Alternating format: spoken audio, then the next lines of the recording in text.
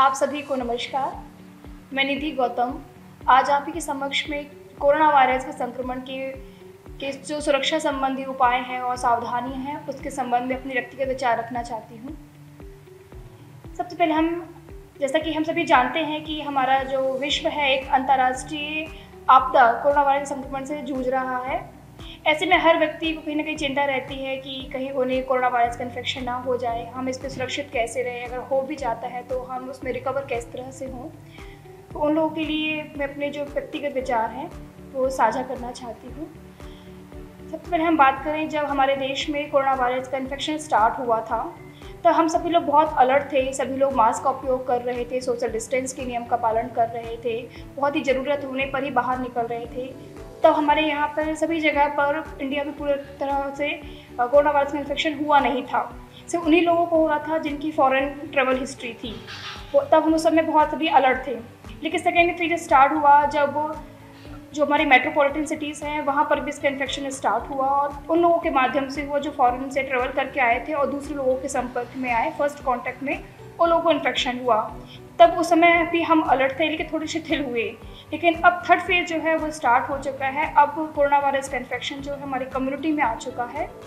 अब ऐसे लोगों को भी हो रहा है कोरोना वायरस का इन्फेक्शन जो 2-3 महीने से कहीं गए ही नहीं और उनको कुछ पता भी नहीं है कि किन किन लोगों के वो संपर्क में आया, ऐसा व्यक्ति जो बाहर से आया हो।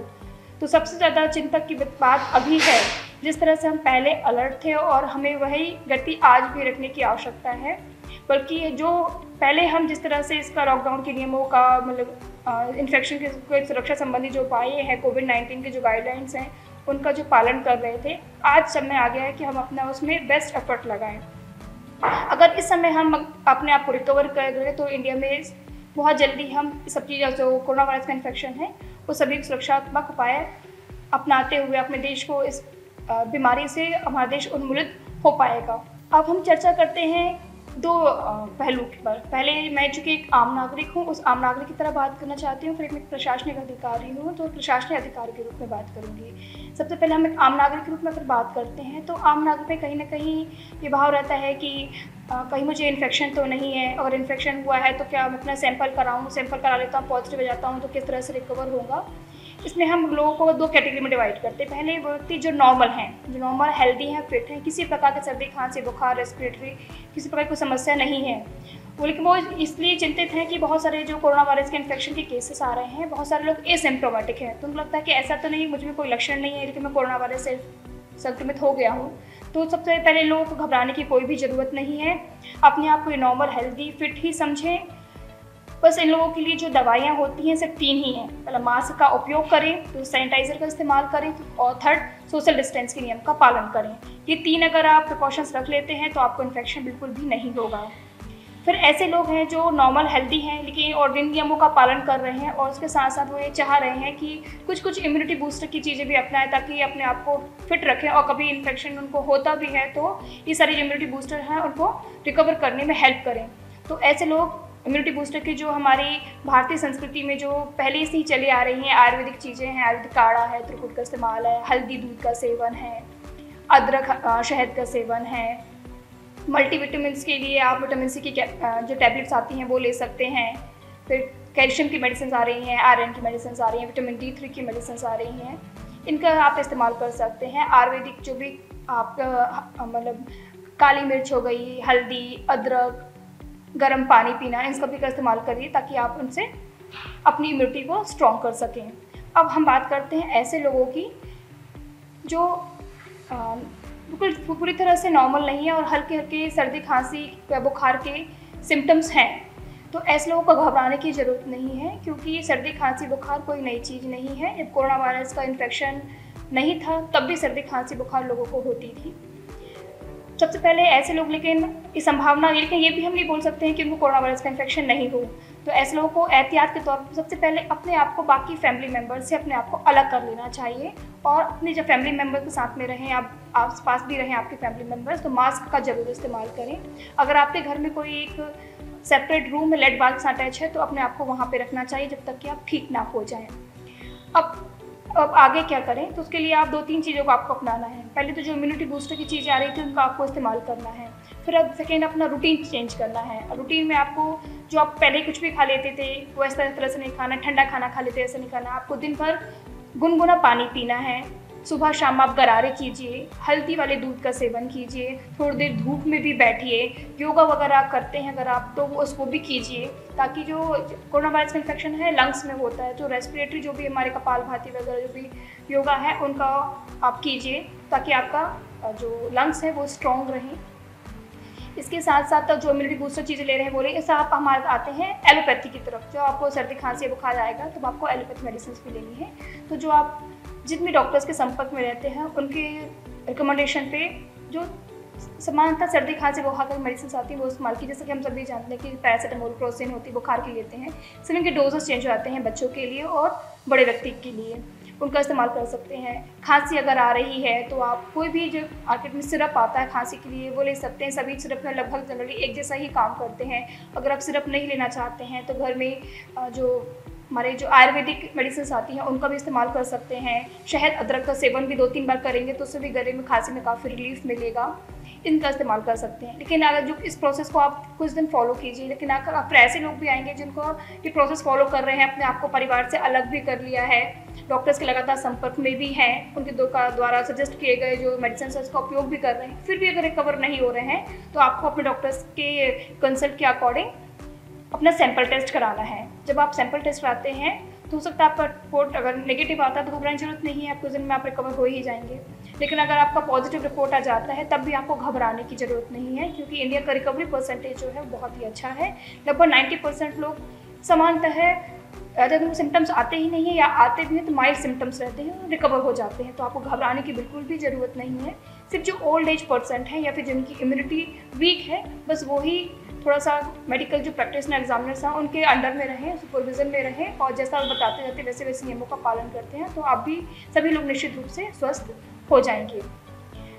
अब सेकेंड मैं बात करना चाहती हूँ एक प्रशासनिक अधिकारी के रूप में। आम नागरिक तो अपने सारे जो नियम हैं उनको पालन कर ही रहा है, अपनी तरफ से पूरे अवेयरनेस के जो भी सुरक्षात्मक उपाय हैं सभी रख ही रहा है। इसके साथ साथ में जो प्रशासनिक अधिकारी जो पूरा टीम है होती है, चाहे नगर पालिका की, पुलिस की, मेडिकल टीम एक साथ किस तरह से काम करती है इसके संबंध में बात करना चाहती हूँ। सबसे पहले हम 2 रूप से काम करते हैं। एक रचनात्मक काम करते हैं जो हमारा काम सतत प्रक्रिया चलती रहती है कि लोगों को अवेयर करना, मास्क लगाने के लिए बार बोलना, सोशल डिस्टेंस के नियमों का पालन करना, अगर पहले उनको अच्छे तरीके से करना, अगर उनको नहीं होता तो दंडात्मक या अनुशासनात्मक कार्रवाई करना, ताकि लोग अवेयर रहें, अपने सुरक्षात्मक जो उपाय हैं, जो प्रिवेंटिव मेजर्स हैं उनका पालन करें ताकि इसका इन्फेक्शन हो ही ना। सेकेंड वो करते हैं, अगर किसी व्यक्ति को इन्फेक्शन हो गया है तो पॉजिटिव पेशेंट को किस तरह से बाकी जो हमारी जनता है, भीड़ है, उसमें से किस तरह जो सुरक्षा हेल्दी लोग हैं उनसे किस तरह से पृथक करना है और उस व्यक्ति का ट्रीटमेंट किस तरीके से करना है। तो सबसे पहले आता है इसमें कि जैसे ही हम जाते हैं 2 वर्ड का इस्तेमाल होता है, आइसोलेशन का और क्वारंटीन का। जनरली सुनते हैं कि ये वर्ड क्या होते हैं, आम जनता में भी होता है कि भाई किस तरह से काम हो रहा है, अगर हम पॉजिटिव हो तो क्या किया जाएगा। ये वो बार बार बोलते हैं कोई बाहर से आया है तो होम क्वारंटीन में रहेगा, इसको आइसोलेशन में रख दिया गया है। तो सब वर्ड्स क्या होते हैं पहले आपको बताना चाहती हूँ। सबसे पहले वर्ड होता है कि क्वारंटीन का। क्वारंटीन वर्ड उसका इस्तेमाल उन लोग करते हैं जिनको सर्दी खांसी बुखार किस प्रकार के लक्षण हो रहे हैं, जिनकी फॉरेन ट्रेवल हिस्ट्री है या कहीं और से ट्रेवल्स का क्या है, बॉम्बे पुणे मेट्रोपॉलिटन सिटी से आए हैं और लग रहा है कि ये संक्रमित हो सकते हैं, ऐसे एरियाज से आए हैं जहाँ पे रेड जोन है। तो ऐसे लोगों के लिए हम वर्ड यूज़ करते हैं क्वारंटीन। क्वारंटीन में भी 2 वर्ड यूज़ होते हैं, होम क्वारंटीन और इंस्टीट्यूशनल क्वारंटीन। होम क्वारंटीन में ऐसे लोगों को रखा जाता है जिनके पास में एक सेपरेट रूम और लेट बाथ है, ताकि वो अपने फैमिली मेम्बर से अपने आप को अलग रखने की सुविधा हो सके। तो ऐसे लोगों को होम क्वारंटीन किया जाता है। तो ऐसे लोग होते हैं जिन पर 2 ही रूम है, 1 ही रूम है, 5-6 लोग रहते हैं, वो होम क्वारंटीन जैसी सुविधा है, एक सेपरेट रूम लेट बाथ प्रोवाइड नहीं करा सकते हैं, उनको हम इंस्टीट्यूशनल क्वारंटीन करते हैं, जहाँ पर कुछ भी नहीं होता है, बस उनके लिए एक रूम लेट बाथ के साथ में होता है, सेपरेट उनको भीड़ से करने की व्यवस्था होती है। यह हम एहतियात के तौर पर अपनाते हैं और उसके लिए हम क्वारंटीन वर्ड यूज़ करते हैं। सेकेंड वर्ड होता है आइसोलेशन। आइसोलेशन वर्ड हम उनके लिए इस्तेमाल कर सकते हैं जिनके सैंपल टेस्ट हो गए हैं और रिपोर्ट में पॉजिटिव आए हैं। पॉजिटिव पेशेंट्स को अब हम 2 तरीके से सेपरेट करते हैं बाकी भीड़ से। पहला होता है होम आइसोलेशन, फिर होता है इंस्टीट्यूशनल आइसोलेशन। होम आइसोलेशन में हम व्यक्ति को, पॉजिटिव पेशेंट को उसे घर पर ही रखते हैं और घर पर ही उसका ट्रीटमेंट होता है। ठीक है, फैमिली सेपरेट कर दिया जाता है। सेकंड है इंस्टीट्यूशनल आइसोलेशन, इसी को हम कोविड केयर सेंटर बोलते हैं। जैसे कि कोई पेशेंट पॉजिटिव निकलता है तो लोग जनरली देखते हैं कि एम्बुलेंस आती है, उस व्यक्ति से कोई संपर्क में नहीं आता है, लोग पीपी किट पहने होते हैं, व्यक्ति एम्बुलेंस बैठता है, कहीं इसको लेकर के जाते हैं तो उसे कोविड केयर सेंटर में लेके जाते हैं। जो होम आइसोलेशन का कंसेप्ट है अभी सभी जगह पे नहीं आया है, क्योंकि होम आइसोलेशन का लोग उतना पालन नहीं कर पा रहे हैं या होम आइसोलेशन सुविधा लोगों के पास में नहीं है, तो अभी ज़्यादातर जो है इंस्टीट्यूशनल आइसोलेशन ही रखा जा रहा है। लेकिन अगर केसेस बढ़ते हैं तो फिर हमें होम आइसोलेशन की आवश्यकता पड़ेगी। अब जब हम इंस्टीट्यूशनल आइसोलेशन में करते हैं तो हम किस तरीके से करते हैं, उसमें क्या क्या शब्द उपयोग होते हैं, उनके संबंध में आपसे बात करना चाहती हूँ। सबसे पहले हम सुनते हैं कि व्यक्ति को कोविड केयर सेंटर लेके गए हैं, DCSC लेके गए हैं, DCH लेके गए हैं, तो व्यक्ति सब कन्फ्यूज रहता है कि कौन किस पर्पज़ के लिए उपयोग हो रहा है, कहाँ व्यक्ति ज़रा गंभीर है, कहाँ व्यक्ति माइल्ड सिंड्रोम वाला सिम्टम्स वाला है। तो उसके लिए 3 सेंटर्स बनाए गए हैं। पहला होता है कोविड केयर सेंटर, सेकेंड होता है DCSC dedicated Covid health centres, third होता है DCH डेडिकेटेड कोविड हॉस्पिटल। सबसे पहले कोई व्यक्ति पॉजिटिव निकलता है, उसमें अगर एसिम्प्टोमेटिक है वो या माइल्ड सिम्टम्स हैं उसमें, तो हम उसको कोविड केयर सेंटर में लेके जाते हैं, जहाँ पर कोई विशेष व्यवस्था नहीं होती है। सिर्फ वहाँ पे एक सेपरेट रूम होता है, लेट बाथ होता है, नगर पालिका की टीम साफ सफाई के लिए 2 टाइम ड्यूटी तैनात होती है, सिक्योरिटी व्यक्ति होता है, पैरामेडिकल स्टाफ होता है और 2 टाइम डॉक्टर का विजिट होता है सुबह शाम। और उसमें से व्यक्ति का थर्मामीटर से टेम्परेचर चेक किया जाता है, उसका ऑक्सीजन रेट चेक किया जाता है, उसे खाने की सुविधा प्रोवाइड की जाती है। अगर इसके बाद आता है हमारा second dedicated Covid health centre जो है, वहाँ व्यक्ति को हम कब शिफ्ट करते हैं, जब कोविड केयर सेंटर में व्यक्ति का ऑक्सीजन रेट जो है वो 90 से कम चला जाता है। क्योंकि कोविड केयर सेंटर जो होते हैं और DCSC जो होता है उनके बीच केवल एक ही अंतर होता है कि कोविड केयर सेंटर में ऑक्सीजन प्रोवाइड करने की सुविधा नहीं होती है, लेकिन हमारा जो डेडिकेटेड कोविड हेल्थ सेंटर होता है वहाँ ऑक्सीजन बेड्स अवेलेबल होते हैं। बाकी इसमें कोई भी डिफरेंस नहीं है। जब व्यक्ति को ऑक्सीजन कमी होती है तो हम उसे DCSC में शिफ्ट करते हैं, लेकिन इसके बाद में अगर व्यक्ति की स्थिति में रिकवरी नहीं होती है और उसे मेडिकल सुपरविजन में रखने की आवश्यकता होती है तो फिर हम उसे डेडिकेटेड कोविड हॉस्पिटल जो होते हैं उसमें शिफ्ट करते हैं।